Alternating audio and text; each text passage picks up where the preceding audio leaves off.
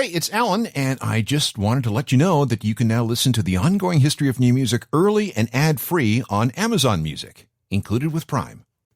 People who study such things say that the human brain, this folded lump of fat that's between our ears, has a pretty good hard drive. The average adult brain has a capacity of about 2.5 petabytes. Put another way, that's 2.5 million gigs, which is a lot. We're talking personal memories, facts, academic education, learned behaviors, and muscle memory. There are also special places where things like musical memories and lyrics are stored. Some memories remain solid, barring some kind of injury or illness. But because we're always experiencing new things, we forget other stuff as new experiences crowd out the old. As a result, things fade. Significant details about something can start to fade away within days, or even hours, or minutes, depending on circumstances surrounding that memory. Some will become corrupted, which is why eyewitness accounts are often considered unreliable in court. And it's not like we can download a backup of our memories, at least not yet. This is why it's a good idea to do a little maintenance on the hard drives in our heads. And that can be as simple as doing a refresh. How? By stopping for a little history, a quick study in where we've been, what we've done, and what's happened to us. Think of it as pressing F4 on a keyboard a bunch of times. John Lennon said, "Life is what happens when you're making other plans. And the more time goes by, the more plans we might have made. And inevitably, we forget some of life." And that's why if we want to know why things are the way they are and where things may go in the future, we got to stop and hit F4 every once in a while. This is such a program. It's part 10 of the 100 greatest rock moments of the millennium so far. How many of these things do you remember? And have you even thought of them in this way? Let's find out with moments 10 through number 1. This is the Ongoing History of New Music podcast with Alan Cross. Hello again, I'm Alan Cross. Ranking things in order of importance or influence or quality or anything else like that is hard. Because doing something like this is loaded with subjectivity, there's plenty of room for argument and dissent. Anyone who makes up, say, a top 100 list, like this one, is just looking for trouble, right? Yet here we are, the 10th and final chapter in a series seeking to rank the most important, most influential, most impactful moments, events, developments, and people in rock in the 21st century so far. If you've been following along since the beginning, you may have disagreed with some of the things that have been presented and in the order in which they appeared on this list, which is completely fine because that's part of the fun. But now it's time for the top 10. What are you going to make of these judgments? Again, this is my list. These are my rankings. These are my opinions. These are the 10 most important things to happen in music in the first 25 years of the millennium, according to me. Just saying. Do with this information what you will. At number 10, I have the death of the 12-year pop and rock cycle. This is a dance that extends back to the early 1950s. Basically, it says that when rock is on the ascendant in terms of popularity and influence, pop is on the descendant, and vice versa. If we take rock's birth date sometime in, let's say, 1951, and there are reasons for that, trust me, it gets bigger until 1957, until there's a collapse in public and corporate interest in rock and roll. Rock then goes into a decline while pop music surges. That cycle then reverses itself in 1964 with the arrival of the Beatles in America and sustains through to about 1970 when pop again reverses its course and takes over for the next 5 or 6 years. This plays out again and again. Rock comes back with punk in 1976 and begins to fade with the new generation of pop stars in 1982 and 1983. Another rock comeback happens in 1990 and continues with alternative and grunge through to about 1996. Then pop comes back and rock is declared dead. But, spoiler alert, it's not, and it roars back in 2000 and 2001. Rock remains dominant until about 2008 before falling off a cliff as, again, public sentiment embraces pop. This should have meant a rock revival somewhere after 2014, but it didn't happen. Even when Donald Trump was elected for the first time in 2016, and remember, regressive, reactionary Republican administrations tend to wake rock from its slumber. Well, it didn't happen. Instead, contemporary music went flying off in all directions all at once. Why? Well, streaming and the decline in influence of the traditional gatekeepers, radio, record stores, record labels, music magazines, and cable music video channels. Radio is still a factor in the world today, but it has to compete with the on-demand convenience of streaming. Record stores certainly aren't what they used to be. Instead of developing artists over years, record labels are chasing streams and social media. So many music magazines have disappeared. And cable music video channels? Do they even exist anymore? Certainly not in the old school way. Streaming has made it possible for all of us to be our own music directors. We can now choose everything about our music consumption. And there were more genres than ever, which means that there's no more consensus, no more universality about what we should all be listening to. The monoculture in music that we had before the internet is gone. All the consumer behavior that went into creating and sustaining the 12-year pop and rock cycle have pretty much disappeared. Therefore, it's impossible to predict where popular music is going, at least in the ways that we used to. Now, admittedly, that was an inexact science, but the cycle held for more than 50 years. Now, well, good luck figuring out the future. This was one of the bands that put new life into rock with the last great turn of the cycle in the early 2000s. It's The Strokes.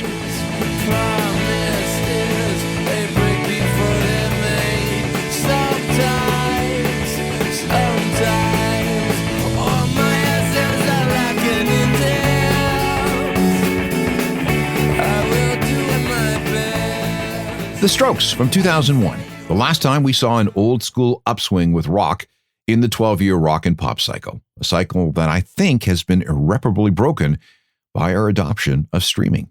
For number 9 on this list of the most important things about music and rock in the millennium, I've got file sharing and music piracy. This is a big subject, but I think we can summarize things like this. Piracy has always been a problem in the music industry. It's an issue that goes back centuries. I look at the history of this with my podcast, Uncharted, Crime and Mayhem in the Music Industry. There's an episode called The Music Pirates that talks all about this. Modern music piracy began in the early 1990s, and by the time we reached January 1st, 2000, it's starting to really get out of control. Music consumers who were fed up with high CD prices and the phasing out of the CD single, and the sentiment that more and more albums contained just 1 or 2 good songs, basically declared that they were as mad as hell and they weren't going to take it anymore. So music consumers and music fans took it out on record labels and artists. Rip us off, huh? Well, we're going to rip you off in return. When the industry and artists tried to sue fans for stealing music, they only made the problem worse. In 2000, about 2.5 billion CDs were sold around the planet. The industry was drowning in money. But piracy and file sharing came along. Sales crashed by more than 75% over the next 10 years. The effect on the industry was insane. Massive revenue declines, job losses, artists were dropped from rosters, costs were slashed. The labels' relationships with their retail partners, record stores, were destroyed. The record labels, paralyzed by confusion, unable to understand this technology, and hampered by antitrust laws, were backed into a corner. Steve Jobs came to the rescue with iTunes. Streaming platforms soon appeared, further eating into sales. Revenues dropped every year from 2001 to 2014. That's about 15 years of decline. It wasn't until 2015, when the industry began to figure out streaming, that things began to improve. In 2016, as streaming crept deeper and deeper into the mainstream, it overtook physical sales, CDs and vinyl, in terms of revenue. But we'll get to that.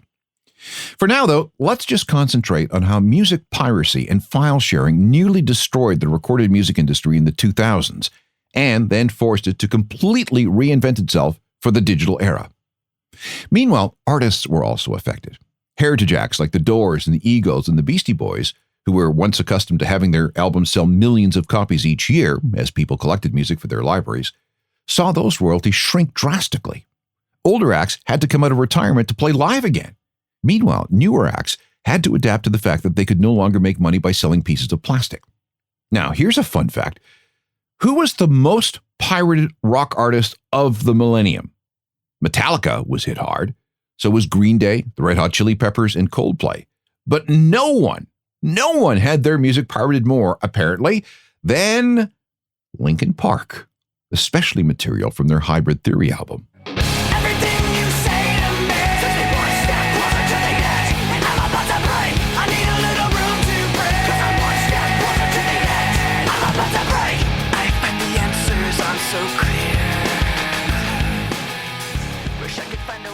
Linkin Park, the most pirated rock act of the 2000s. If there's a silver lining to this, piracy forced Linkin Park to become one of the most savvy bands in the world when it came to online presence. They're pretty good at dealing with piracy and their fans. Moving to item number 8. It's got to be the death of David Bowie on January 16th, 2016. Bowie had been battling various health problems, including a heart attack, for about a dozen years. But then in mid-2014, he was diagnosed very quietly, very secretly, with liver cancer, and the prognosis was bad. Knowing that his time was limited, Bowie threw himself into his work, recording new music and developing a stage musical called Lazarus. His final public appearance was on December 7th, 2015, when the musical had its opening night. Just a little over a month later, he was gone. Bowie's death marked the end of an era. Few people have been as influential as he'd been over the course of a career that extended about 50 years. That influence included music, fashion, and art. So much of what he did and what he accomplished remains absolutely timeless. More than one pundit has pointed out that after Bowie died, so much of the world seemed to go to hell. My favorite meme is something that originated with actor Simon Pegg. If you're sad today, he's talking about Bowie's death, if you're sad today, just remember the world is over 4 billion years old, and you somehow managed to exist at the same time as David Bowie. David Bowie's last ever performance came on May 19th, 2007. He walked on stage ahead of a Ricky Gervais show at Madison Square Garden and introduced Ricky with a song he made up for Ricky's TV series, Extras. They all just wish he'd die. So depressed at being useless, Fatty blows his face off. He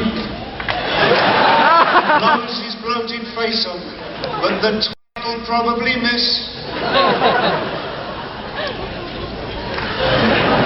See his partner's face. See his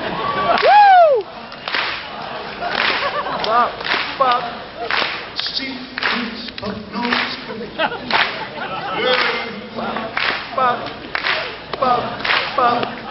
See his partner's face.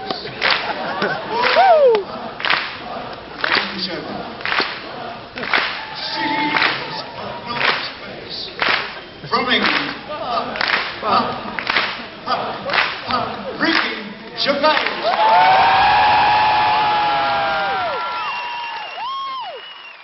Bowie's last proper performance was a fundraiser in New York on November 8th, 2006. His last headlining set was at Germany's Hurricane Festival on June 25th, 2004. And his last album, Black Star, came out on Friday, January 14th, 2016, 2 days before he died.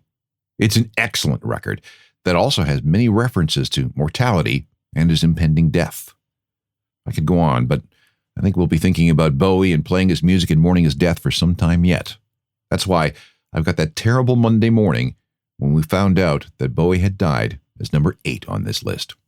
For number 7, we have to talk about a resurrection, and that's the new interest in vinyl.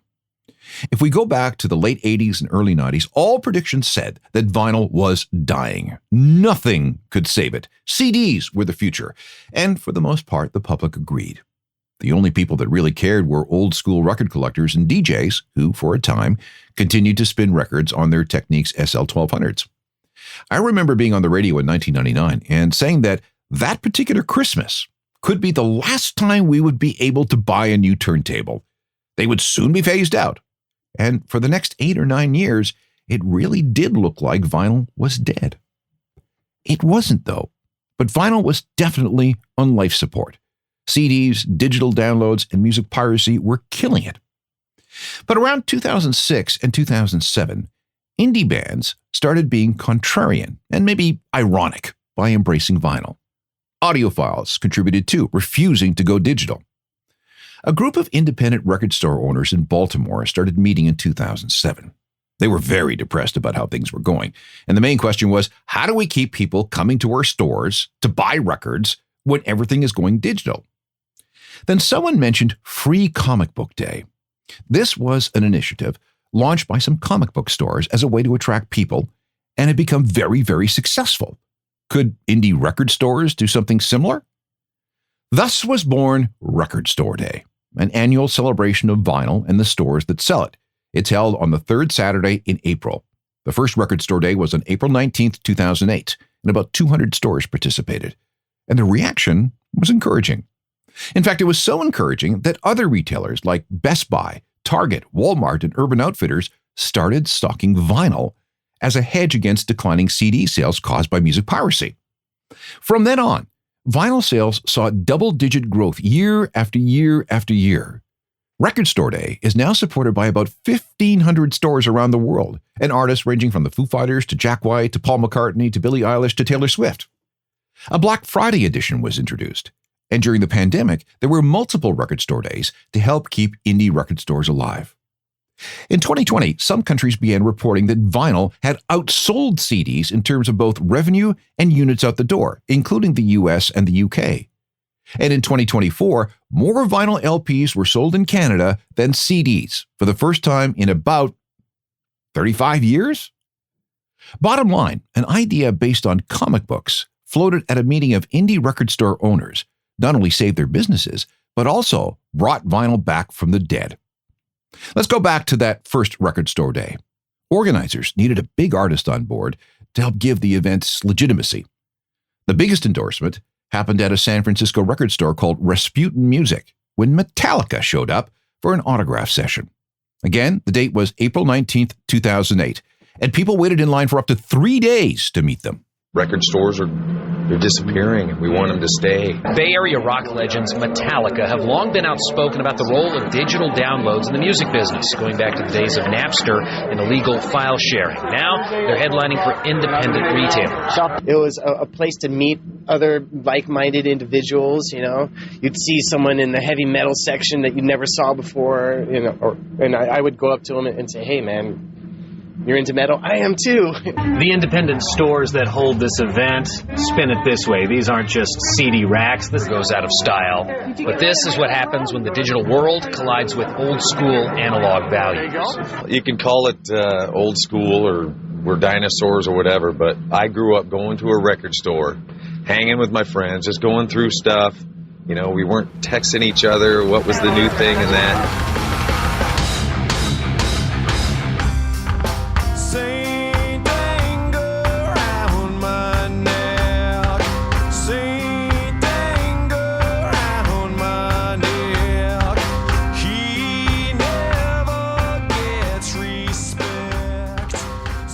Metallica and Saint Anger. They are one of the biggest supporters of not just Record Store Day, but the entire vinyl resurrection that we've seen since 2008. That's number 7 on our list of the 100 biggest things in rock of the 21st century. Number 6 is coming up. This is the 10th and final episode in a series documenting the 100 greatest moments, events, people, contributions, and happenings in rock since January 1st, 2000. And we have reached number 6 on the list. By the time the Napster crisis was in full effect in 2000, the record labels were panicking. A few years earlier, they thought that all this talk of MP3s and digital music was a fad. Once people figure out how inferior digital files are to physical CDs, they'll come running back. That was their thinking. But by 2000, they realized that they'd been wrong. Everyone was engaged in music piracy, and something had to be done. But what? How? Most everyone at the labels were way, way behind. They had no idea how this new technology worked. Most employees, including executives, didn't even have computers on their desks, which is not an exaggeration. So, how best to tackle this unprecedented crisis? Well, let's start selling digital files ourselves. We'll have online stores that we own.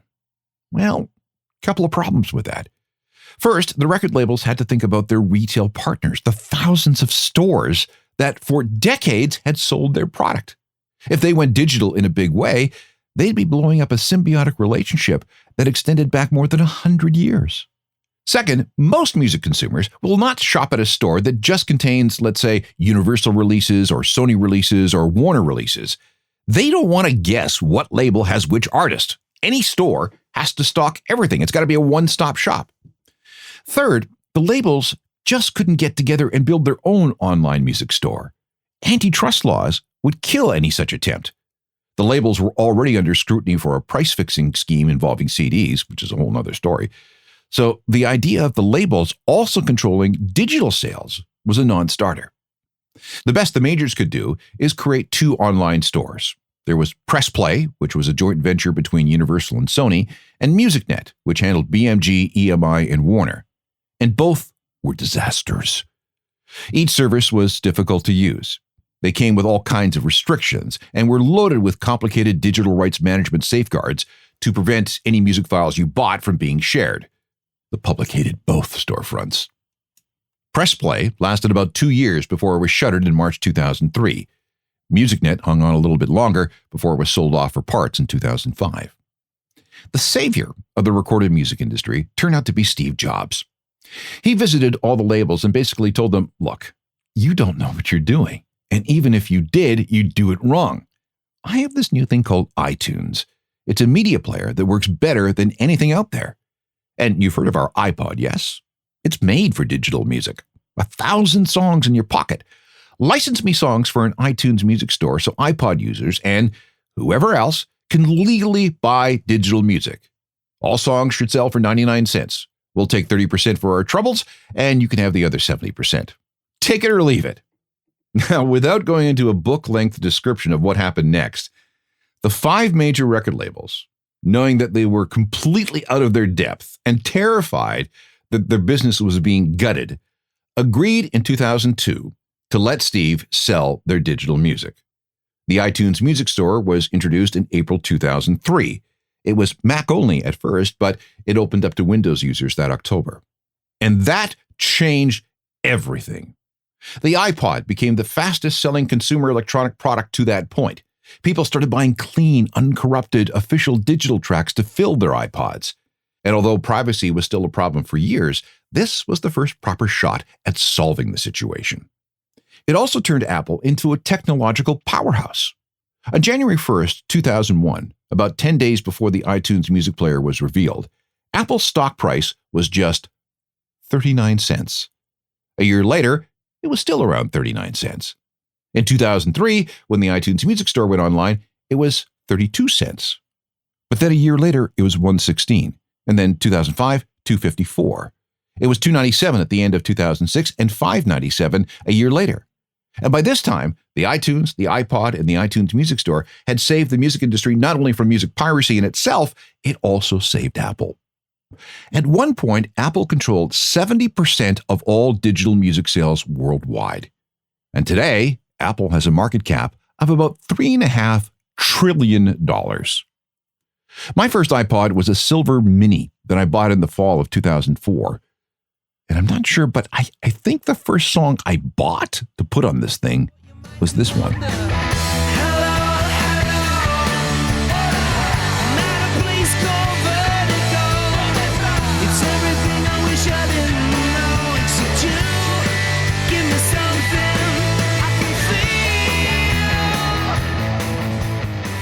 U2 from November 2004, and from the era when iTunes, the iPod, and the iTunes Music Store were dragging the recorded music industry kicking and screaming into the digital age. Number 6 on my list of the 100 most important moments in rock so far this century. At number 5, I have to say it was the impact of social media on music. Again, this could be a book-length explanation, so I'm going to try and summarize things best I can. Social media and music really began to come together with the debut of MySpace, something that we talked about on episode 1 of this series. Then there was the massive impact of YouTube. That was a topic on episode 8. Today we have X, Threads, Blue Sky, TikTok, Instagram Reels, and YouTube Shorts. Each of those have made it easier for songs to go viral. Even a quick 20-second clip can be enough to turn an old song, a forgotten song, or an obscure song into a global hit within hours. This is because algorithms detect trending sounds and push them out everywhere. If you're an artist of any level, social media makes it possible to get to the feeds of people around the world without the need for record labels or any kind of traditional marketing and promotion. Social media has become a tool for all musicians when it comes to building fan bases without any record label meddling. We also need to consider the role of SoundCloud, Bandcamp, or even the big streamers like Spotify, Apple Music, Amazon Music, and all the rest of them. Artists can have direct connections to their fans. And it's not just through songs either. Social media involves dance trends, memes, rollouts, trailers, teasers, collaborations, and all manner of interactive campaigns. And thanks to the live streaming abilities of Instagram Live and TikTok Live and Twitch and all the others, artists can set up appointment viewing for performances, interviews, and other highly personal connections with their fan base.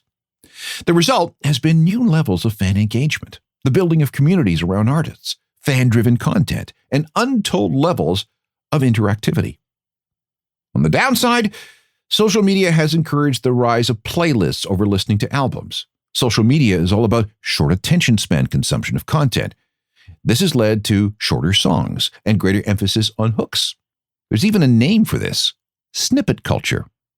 Labels often demand a constant stream of social media posts from their artists, with pressure to regularly go viral, something that leads to quick burnout. So many artists are on social media that competition for attention is intense. That can lead to gimmicks, trends, outrage, memes, and other things that become prioritized over genuine artistic expression.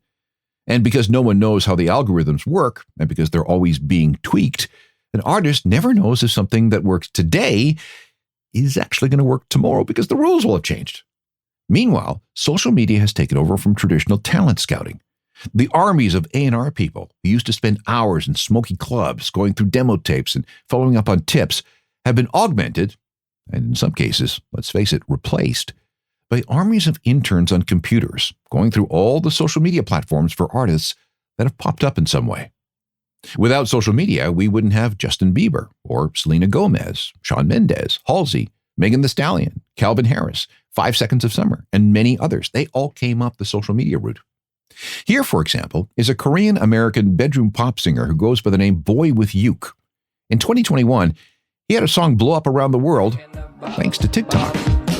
I'm better off all by myself, though I'm feeling kinda empty without somebody else. So I hear you crying out for help, but you never showed for me when I was ringing your cell phone. No, you don't know how it feels to be alone, baby. Oh, I'll make you. Boy with Uke, who went viral with TikTok and then landed a major label record deal.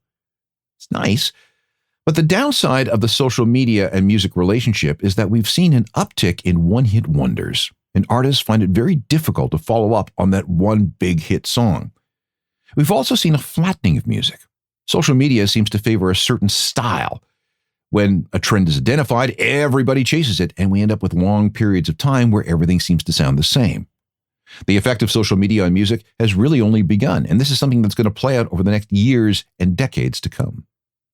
Number 4 on this list of the most important things in rock this century will make almost no sense to anyone who exists outside of Canada.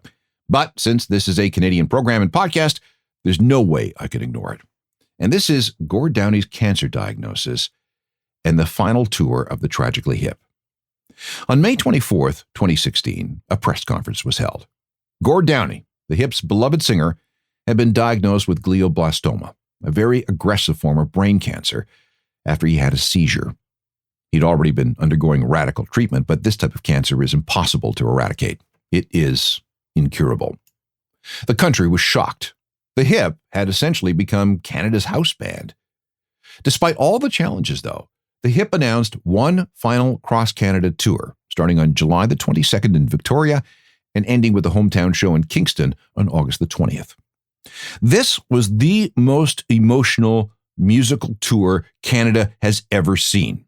And the final show was officially watched by 11 million people in a country with about 35 million people. But you know what? I think that number has to be larger because that 11 million doesn't take into account the number of mass listening and watching parties across the country and around the world.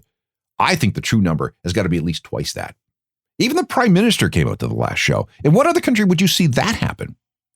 After that gig, Gord plowed himself into work, writing and recording new music and working hard on Canadian reconciliation efforts with its Indigenous people. And when he died on October 17th, 2017, the whole country was thrown into mourning. The best social media post I saw that day was, "Canada closed, death in the family." Let's pick things up with the Hip's last song from the final concert. You are ahead by a century. You are ahead by a century. You are ahead by a century.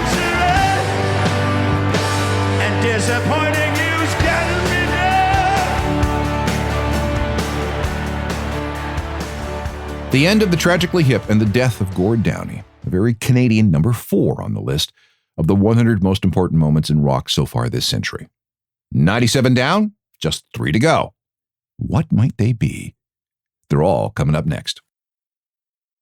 We're down to the final 3 most important moments, people, things, tech, and events in music during the first 25 years of the 21st century.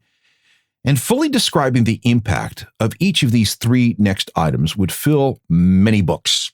But we don't have that kind of time here, so I apologize in advance for having to be succinct. And number 3, it's got to be COVID. There was a good 2 years when so much of life on planet Earth came to a halt. No concerts, no festivals, or any live music at all. Artists struggled financially. Venues struggled to stay open. Many people associated with music were forced to leave the business because all their work dried up. For a time, we had to make do with virtual concerts and very controlled live stream events, which in turn fed into something that we already talked about, the rise of platforms like YouTube, Twitch, Zoom, Instagram Live, and TikTok. Speaking of TikTok, it exploded as a place to discover new music. There were more online chats, Ask Me Anything sessions, and content that could only be accessed online. This, of course, ties into what I said earlier with items number 5, the impact of social media on music. Revenue came from crowdfunding, a reinforced push on selling merch, and platforms like Patreon.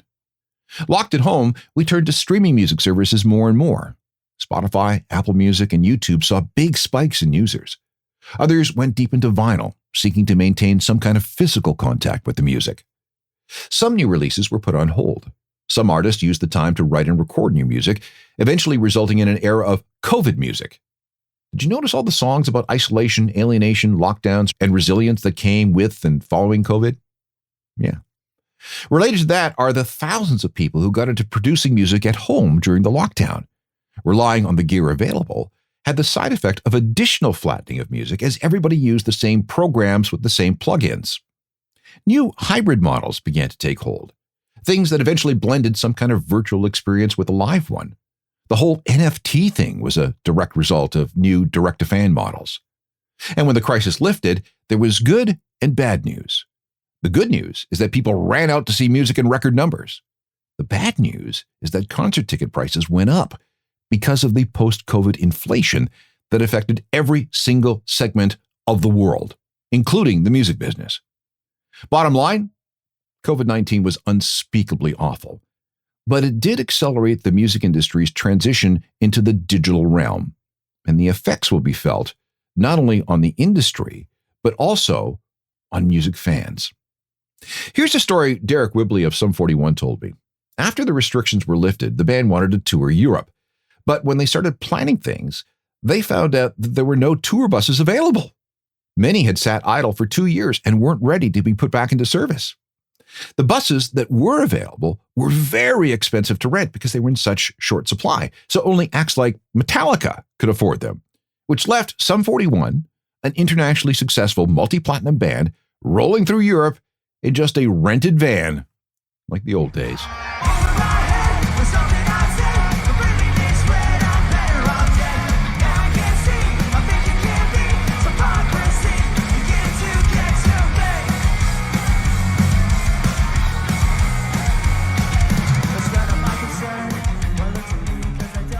Number 3 on this list of the 100 greatest, or in this case, most devastating, moments of the 21st century in music so far, the COVID-19 pandemic.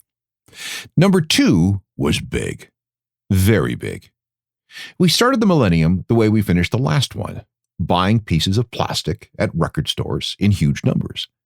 But then, this millennium, the internet hit, and suddenly sales started dropping, largely because of music piracy.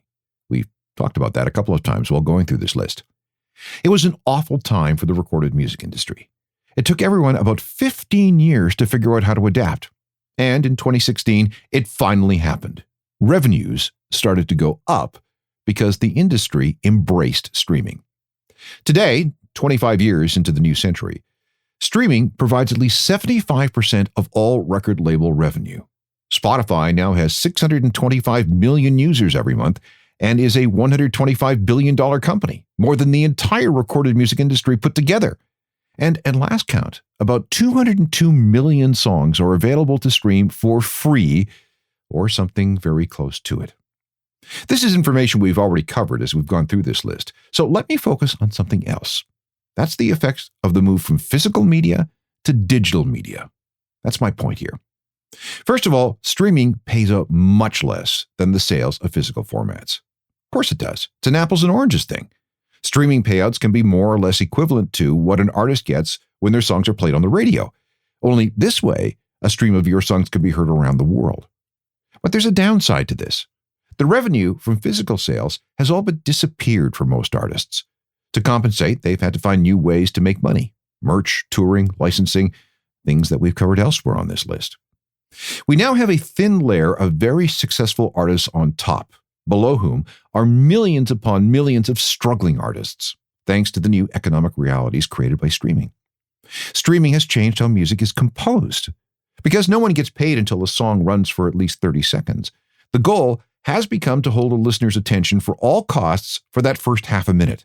That means shorter intros, putting the chorus up front, and putting as many sugary hooks as possible into those first precious 30 seconds.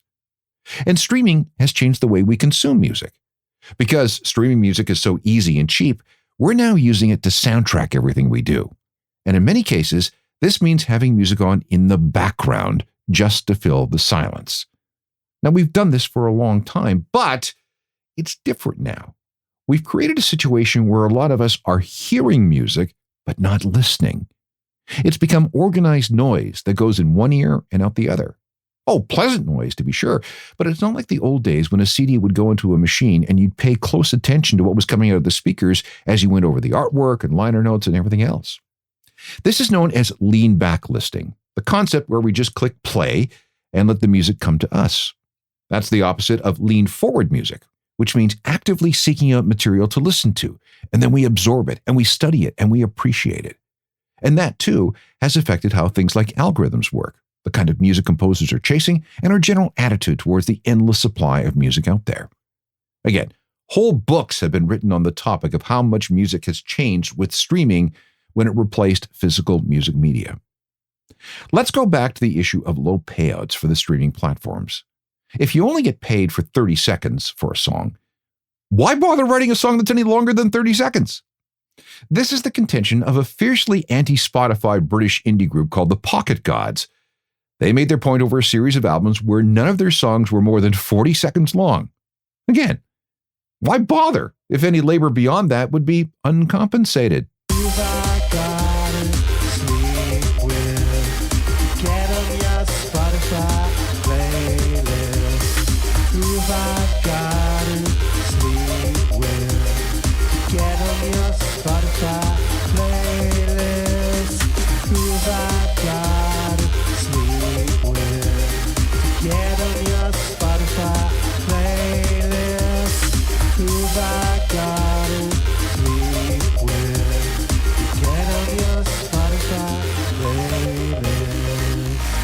That's it. 39 seconds from the Pocket Gods. The song is called Who Do I Have to Sleep With to get on this Spotify playlist? And this leads to the thing that I believe to be the most important thing that we've seen in rock, in fact, for all music so far this century. This, finally, is number one. And that is the wholesale devaluation of music. When the 2000s began, we were paying between $10 and $20 for a single CD. To acquire this piece of plastic, we had to work X number of hours at our jobs to earn enough money to travel through time and space to a record store. Because music was so expensive to acquire, we were very particular about how we spent our money. In other words, which artists deserved our financial investment? We then returned home and put the CD on the stereo. And we would listen to that CD over and over and over again until we knew all the songs. And hopefully we liked more of them than we hated. If the balance went the wrong way, our financial investment in that artist with our hard-earned cash was considered to be a failure. Today, music flows like water. Just open up the streaming tap and here it comes. Like I said, 202 million songs at our disposal, with 100,000-ish new songs being uploaded every single day. The result is an oversupply of product that costs the consumer pretty much nothing. When that happens, the product is devalued in every conceivable way. You don't like this song? Fine, hit the skip button. And a lot of people skip songs. According to some Spotify numbers I saw a while back, 25% of users will skip an unfamiliar new song in the first 5 seconds. Another 29% will skip it within 10 seconds, and a further 35% will be gone by the time the song is 30 seconds old. No investment, plus no risk, plus short attention span, plus an interest in hearing versus listening, and the equation for the devaluation of music as both an art form and a commodity is pretty much complete.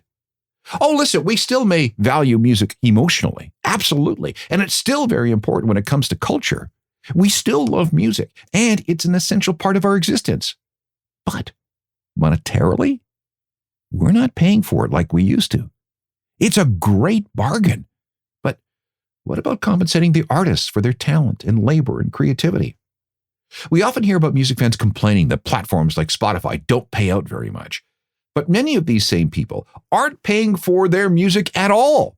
They use Spotify's free tier. Those who do subscribe are paying less than $20 a month for all the songs in the universe. Ask them if they'd be willing to pay more if it meant that the artist would be paid better. What do you think the answer is? Almost always no. Music has become a low-cost, low-margin commodity that requires a lot of money to make, but with little compensation in return. And there is little indication that this situation is going to change anytime soon. And it will continue to impact how music is made and by whom for a long, long time. So this, the devaluation of music, is my pick for the most important thing to happen to rock and all music so far this century. Now, to illustrate my point, I want to take you back to March 9th, 1987. This was the day U2 issued The Joshua Tree, one of the biggest selling albums of the 20th century. Track 1 opens with a synthesizer arrangement fading in from the silence. It changes chords several times over the first 40 seconds. It's a very cinematic effect, conjuring visions of a sunrise or sunset over something like a vast desert. It's a scene setter for things to come. At 40 seconds, the Edge starts playing a chiming arpeggio in a strange time signature as the synth chords continue to build. Then, at 1 minute and 7 seconds, the time signature shifts and Adam and Larry come in with the rhythm section. The energy builds and builds for another 35 seconds before Bono finally starts singing 1 minute and 46 seconds in.